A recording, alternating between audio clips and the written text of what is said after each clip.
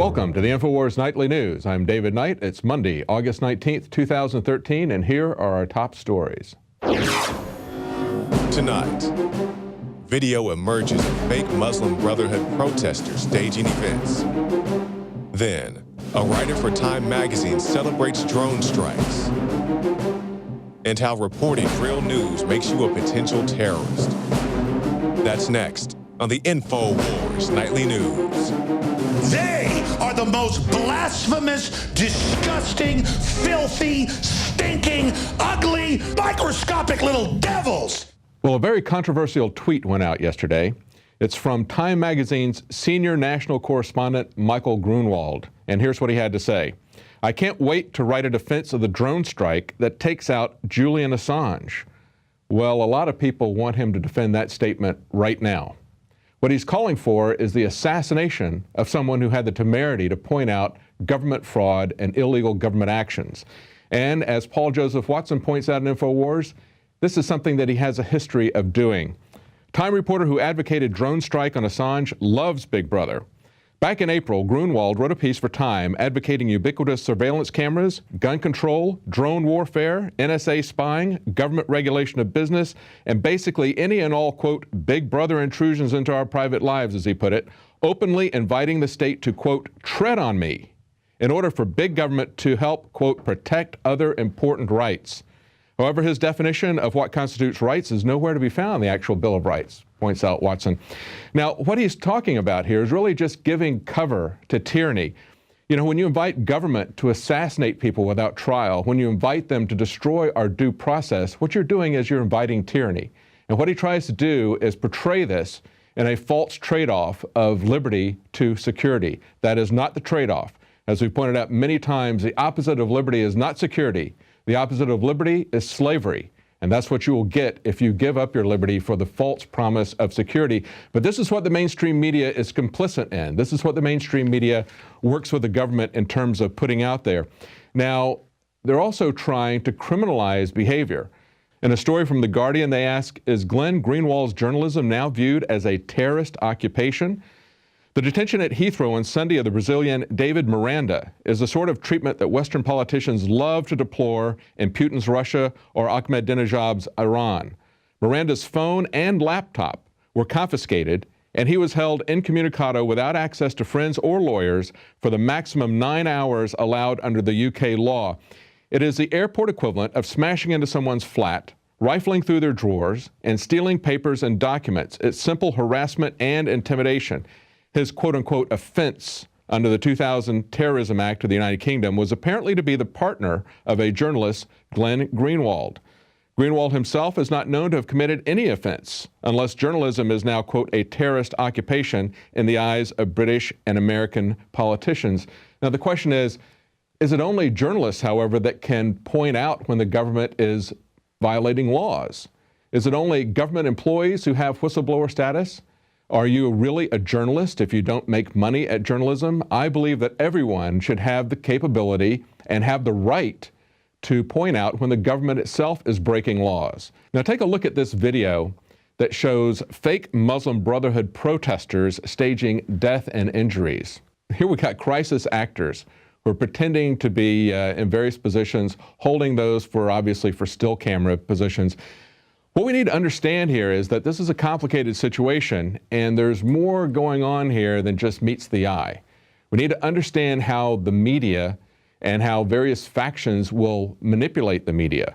We need to understand how propaganda works, and that's a great example of how that's working. And we need to understand that besides these two factions, there's a lot of things happening.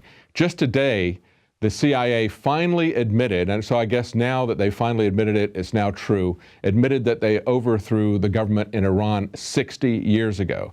Yes, after 60 years, CIA finally admits that it was behind the 1953 coup, which deposed Iranian Prime Minister that stood up to the West. Marking the 60th anniversary of the overthrow of Iranian Prime Minister Mohammad Mossadegh, the National Security Archive is today posting recently declassified CIA documents on the U.S.'s role in the controversial operation. Now, American and British involvement in the ouster has long been public knowledge, but today's posting includes what is believed to be the CIA's first formal acknowledgement that the agency helped to plan and execute the coup. The National Security Archive filed a lawsuit back in 1999 for a well-known internal CIA narrative about the coup, and additional CIA materials were posted today, and they provide new specifics as well as insights into the intelligence agency's actions before and after the operation. The operation, codenamed TPA-JAX, was conceived and approved at the highest levels of the American government, said the documents, and it took place on August the 19th, 1953, after negotiations between Britain and Iran over securing the UK access to Iranian oil broke down. That's right, just like Operation Northwoods, which happened in the early 1960s, we see a pattern of behavior here. This is something we may have to wait another 60 years to find out what's really going on in Egypt and to find out the true involvement of our government there, because our government is involved in this. Now, Jakari Jackson has a report about police abuse. If you're concerned about it and want to know what can be done in your community, you need to take a look at this report and see what Peaceful Streets is doing here in Austin and elsewhere. Hey, my name is Pete Ayer. I'm one of the many folks involved with the decentralized copblock.org. I couldn't miss the Peaceful Streets Summit. I was out here last year, and myself, my buddy Jacob Crawford, who's a longtime cop watcher, we've been collaborating in the past. We've been brainstorming. We decided to hit the road, do a tour called the Police Accountability Tour. So we decided to make Austin the first stop on that tour, and because of this summit, there's a lot of awesome doers here we can learn from, and we look forward to taking some of that message and spreading it with others. My name is Carlos Miller. I run the blog photographiesnotcrime.com, and I write about the right to record in public, specifically police officers, to keep them accountable. They're recording us, and we record them. We have the right to record them, except many times, as I've learned personally, as many people have learned, they don't recognize our right. I've been arrested 3 times. I've been acquitted 3 times. And so I really encourage that. I document people's experiences, people's arrests from around the country who get arrested for taking pictures, just to kind of keep a clearinghouse on my blog of all these incidents. And I try to do these stories and educate people, hopefully educate police officers as well, because they do need a lot of educating. And just to let them know that we're not going to stop. They may have the guns, they may have the badges, they may have the authority and the power, and they may even have the judges and the courts in their pockets, but we have the numbers. I'm with Veterans Against Police Abuse. The military and the police force should be entirely different entities. They should not overlap in anything, and the militarization of police, the escalation of force there, just means that actual criminals will escalate their own force. Second annual Peaceful Streets Summit. How do you feel about this? I'm pretty excited. It's been a lot of hard work, a lot of difficulty trying to figure out logistics because our previous venue canceled on us. Fundraising's been challenging, bringing people in from all over the country, but it's worth it. You just look around, all these amazing people, different parts of society, socioeconomically, politically, racially. It's great to see all these people coming together to fight police abuse. Stop by the Infowars shop and pick up Breakthrough, James O'Keefe's Guide to Guerrilla Journalism. Well, in a breaking Infowars exclusive story, we learned that the TSA is going to purchase 3.5 million rounds of ammunition. How much is that? Well, that's enough for each of its agents to fire 9,400 bullets a day, every day of the year. Well, this follows another story that Infowars broke last week about the U.S. military purchasing 600,000 AK-47 magazines, even though the U.S. military doesn't own AK-47s, and even though there's only about 500,000 U.S. military. Now, what do U.S. veterans believe is behind this buildup? One of the reasons people enlist in the armed services is to get their college tuition covered. And Marine Stephen Rhodes did just that. He was in for 5 years and then enrolled in college in hopes of playing football as a Blue Raider at Middle Tennessee State University. But the NCAA told MTSU that Rhodes isn't eligible to play this season because he participated in about a dozen games in a military-only playing football league. The official rule keeping Rhodes from playing a game this season is NCAA bylaw 142321. Steeped in layers of legal jargon, the rule essentially says that student athletes that do not enroll in college within a year of their high school graduation will be charged 1 year of intercollegiate eligibility for every academic year they participate in organized competition. Notice how the mainstream media focuses on this story. And while it's a very important story, there are other things that are happening where our men and women are coming back from war and basically getting sold down the river. Infowars reported on the mass drugging of U.S. troops that are being forced to take drugs for anxiety and depression. Troops cannot refuse to take the drugs without consequences from their superiors.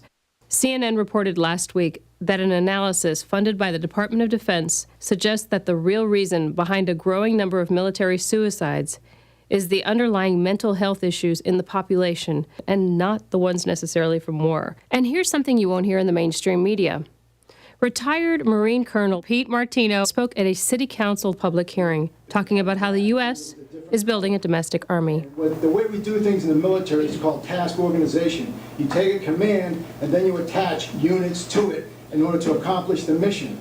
What's happening is Homeland Security is pre-staging gear, equipment, consistent. What they're trying to do is use standardized vehicles, standardized equipment. So what we're doing here, and let's not kid about it, we're building a domestic army and we're shrinking the military because the government is afraid of its own citizens. Support the cause. Sign up at prisonplanet.tv today, and you can give your username and password to up to 10 people. I'm Gigi Arnetta with an Infowars Nightly News Alert. Well, in a strange story out of Tampa Bay, we see that the couple that was accused of kidnapping their own children, say the U.S. tried to control Americans' minds. The Tampa couple accused of kidnapping their young boys and selling with them to Cuba wrote a letter to the Cuban government accusing U.S. officials of trying to control Americans' minds with chemicals spread from airplanes. Now, I believe that that is something that the press is misrepresenting because there's no quotes around this. But listen to what else they said. These attacks included surveillance by the National Security Agency. Oh, that didn't happen, did it? Hacking of our personal computers. Now they did that. Microwave radiation weapons attacks, smart meters, should we say. Drugging of our food. That hasn't happened. Or false imprisonment. Ever heard of the NDAA? And the kidnapping of our two small children. Well, except for that last bit, I think pretty much all of us could say that all the rest of those things have been demonstrably proven. And yet they think that we're so stupid we don't understand that. Actually, it was the government themselves who stole these kids, who kidnapped these kids from their rightful parents, two engineers. And they accused them of being on their way to Armageddon in Louisiana when they first took the Child Protective Services, took these two children. Very sad story, but they really do think we're that stupid. Look at what Warren Buffett said. He said, "The banks will not get this country in trouble, I guarantee it." Now, he didn't say that 7 or 8 years ago. He just said that this weekend as he put $3 billion into investing in some of the biggest banks. Now, of course, he understands that his banks are not going to get in trouble. But if you have a mortgage that's in trouble, or if you want to make sure that you get a mortgage that's not going to get in trouble with the fraudulent system of MERS that the bankers have set up, then you need to get Clouded Title from InfoWarsStore.com. It'll give you vital information that you need to know about the legal situation that our banksters have put this country into. And besides the legal issues with your title, do you have any property rights at all on your property? Lee Ann McAdoo has an interview with someone who had that issue with the Dallas police and got SWAT teamed. Stay tuned for that interview right after the break. Now you can watch Alex Jones live at Infowars.com/show. You'll find links to all of our content there and a free 15-day trial for Prison Planet TV. You can also browse the network, the Infowars Nightly News, and over 60 movies and documentaries all together in one place. You can watch the Alex Jones radio show live as it happened. So check it out, Infowars.com/show. Many anthropologists and archaeologists believe that before man even discovered the power to harness and use fire, we were involved in agrarian activities. That is, taking the seeds of plants and then replanting them to produce more. The very foundation of our modern civilization and human culture is centered around the planting and cultivation of edible plants. Here are some of the amazing deals at InfoWars Seed Center at InfoWarsShop.com. The Survival Seed Vault by My Patriot Supply features only the finest survival heirloom seeds for a robust and hardy garden, even in the toughest times. We also have starter varieties of the deluxe seed packages for fruit, salads, salsa, peppers, medical herbs, and more. Go to the InfoWars Seed Center at InfoWarsShop.com. And remember, the revolution against tyranny is growing.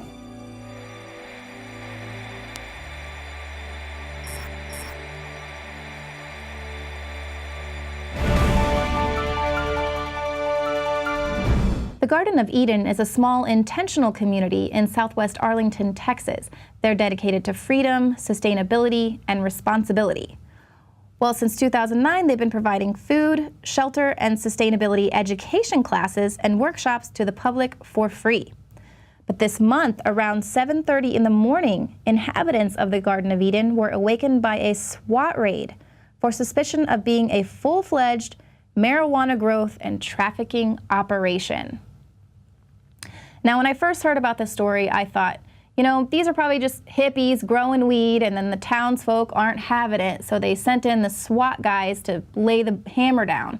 But then I actually spoke with the owner, Quinn Eaker, and I realized that he is the real deal, liberty-loving, Constitution-toting, sovereign citizen.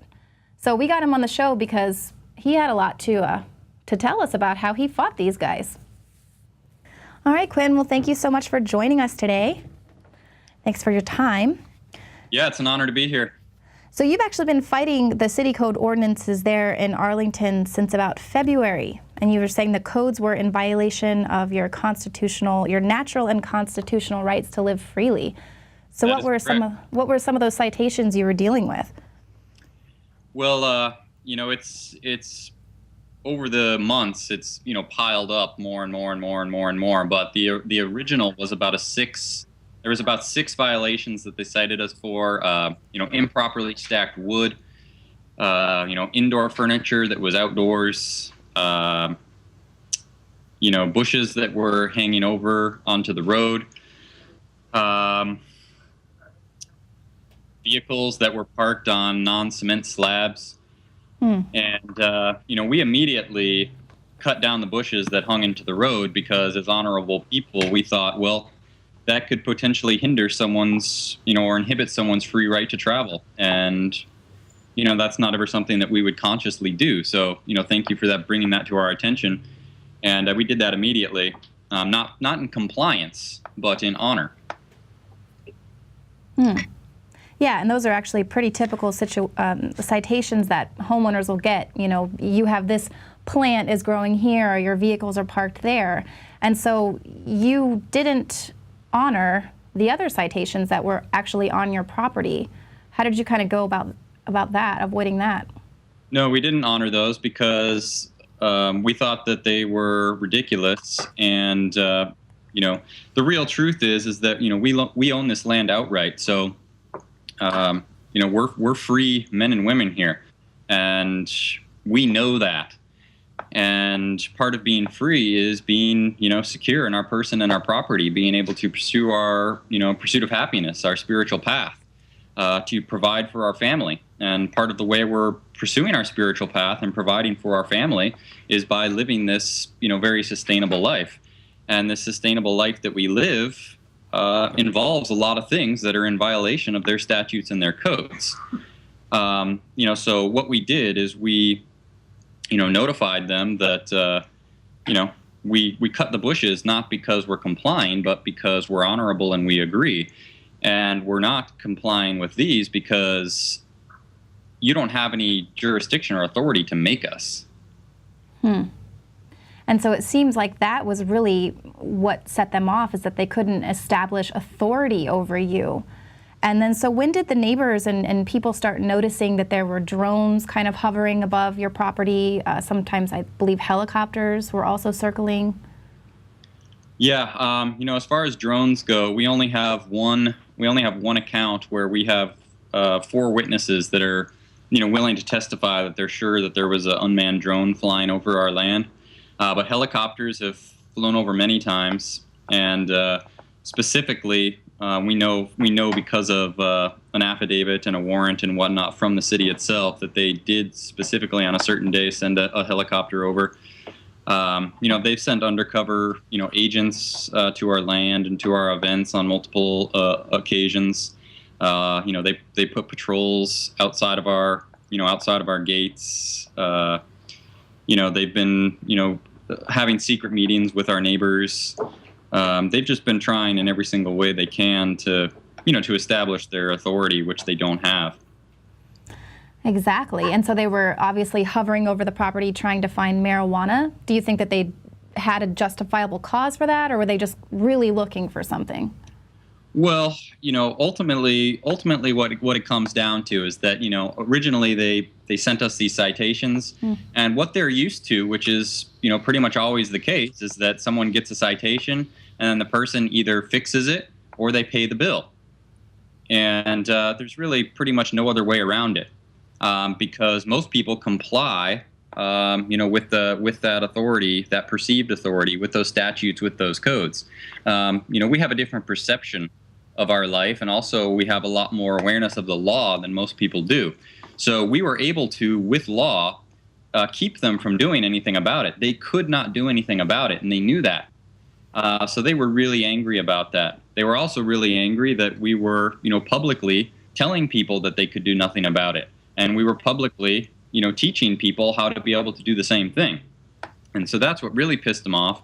And that's why they've been building a case, since at least March, trying to find any way they could possibly justify, putting some boots and, weapons and trying to destroy us as much as possible. Right. And so you understand your rights, but you're also teaching others how to understand and apply their rights, which is dangerous to them.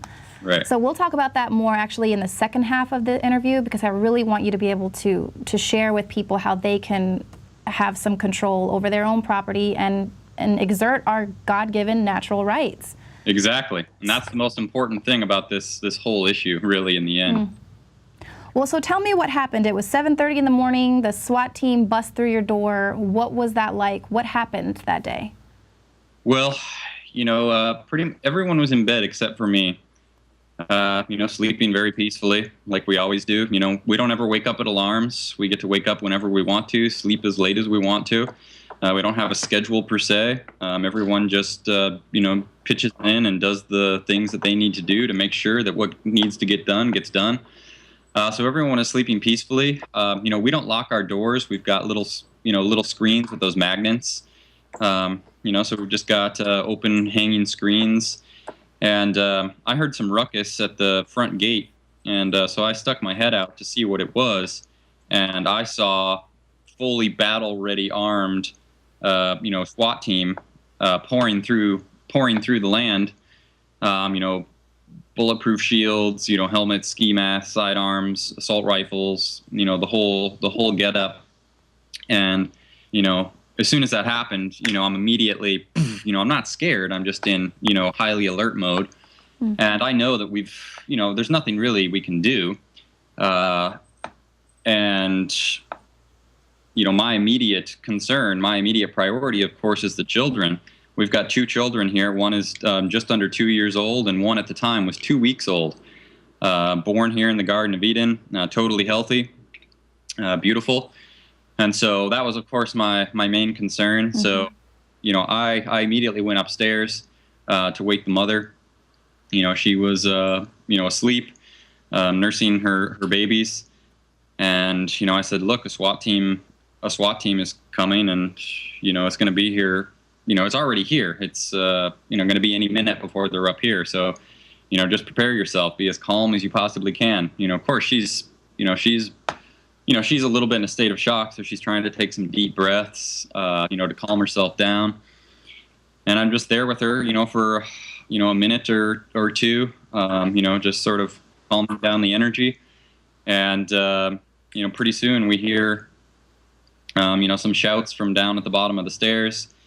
And, I walk, with my hands up above my head to the top of the stairs and just say, look, there's women and children up here. There's a 2-week-old infant. We don't have any weapons. We're not violent. We're not here to fight you. Just keep really calm. There's nobody up here except for me and the mother of these two children. Just, be calm. And I sort of do a little, Jedi energetics type thing. Just, sort of ease it down, because, bad things happen when people are, overamped, over-revved up. And, right. It's very common that these SWAT team, folk make a lot of mistakes because, they're trained to kill people. Right. And they're coming in with fully loaded assault rifles, and they're expecting to to meet up in this situation. They're sort of expecting to find some drug cartel. So I'm just how many SWAT were there? How many team members were there? Well, there's no way that we can really for sure give numbers on that, because for the most part as soon as they got here, of course, they didn't knock. They didn't announce themselves. Did they show a warrant? Did they show a warrant, or?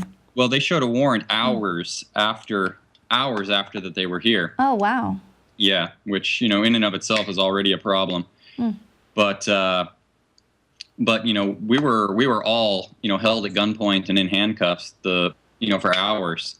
So there was no way that we could walk around and count heads and take photos and take video and hold people accountable. They're all in ski masks and helmets. So there's no way you can even see their faces. So you couldn't even try to keep track of, okay, that's a new face. That's 10 new faces. That's a new face. But my estimate would be about 20 fully battle ready SWAT team members, and then probably 50 other public servants. Wow. Yeah. Wow. You guys look like terrorists out there growing the crops and everything. So. Yeah. For the record, we have no weapons of mass destruction. Yeah. We don't even have cap guns or fireworks or fertilizer. So they were there for 10 hours. What were they doing on your property? What exactly transpired? Well, the warrant that they had that justified the fully battle-armed SWAT team was the drug trafficking warrant.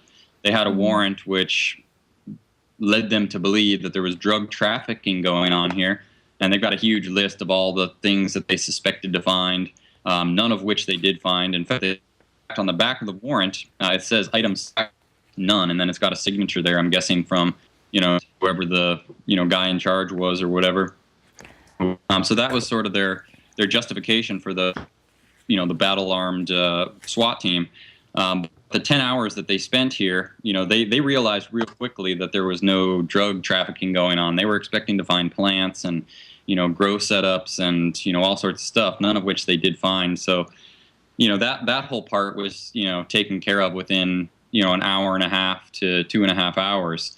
But then what they did is that they tried to use this whole warrant for the drug trafficking as an opportunity also to get onto the land and to basically destroy and steal our stuff. So they spent the whole day destroying our land and stealing our stuff. You said that there was one citation given, or? Yeah, there was one that was arrested, and that was me. And they arrested me for a supposed outstanding unpaid traffic ticket. So that was all they could come up with after being there for 10 hours. Had nothing to do with the warrant they had, of course. Right, had nothing to do with the warrant, of course, and they didn't show me the warrant for that either. Right, yeah, and they knew who you are, they knew where you were, so if you had some outstanding traffic ticket, they could have come at any time. It's unbelievable. Yeah, well, it's almost impossible to get a warrant, to enter someone's property by force for an unpaid traffic ticket. It's pretty much impossible. Right, yeah, so... See, what I'm saying is that, the real truth behind this whole issue is that, they're just really, feeling cock-blocked, with their macho authoritarian power by our ability to stop them from enforcing their will upon us. And, spent this last, 6 to 8 months building trying to build a case and, using undercover cops and helicopters and everything they can to try to find something that can give them, some sort of warranted jurisdiction. And, this is what they finally came up with. But in the end, it wound up being nothing. All right, Quinn, we'll stick around because I actually want to put this into a second half of the interview because I can tell you've just got a lot of knowledge, and we really want to get people fired up to empower them to fight the totalitarianism that's kind of taking over. There is a lot of corruption. So thank you so much for this half of the interview, and then we'll be talking with you again about... Thank you, Lee Ann. Thank you. All right, well, there it is, folks. Agenda 21. The Garden of Eden built their own sustainable environment on their property, but the elite still believe that we cannot be trusted to do the right thing on our own property, and we must be managed. And they're going to use these arbitrary drug laws to bust in on your property and violate you and your rights and destroy your way of life. So if you want to learn more about these drug laws and how they're wrecking everything, pick up a copy of American Drug War 2. It is being sold exclusively at the Infowars store for the next few months. Thank you so much for watching. Join us weekdays here at 7 p.m. Central. I'm Lee Ann McAdoo for the Infowars Nightly News.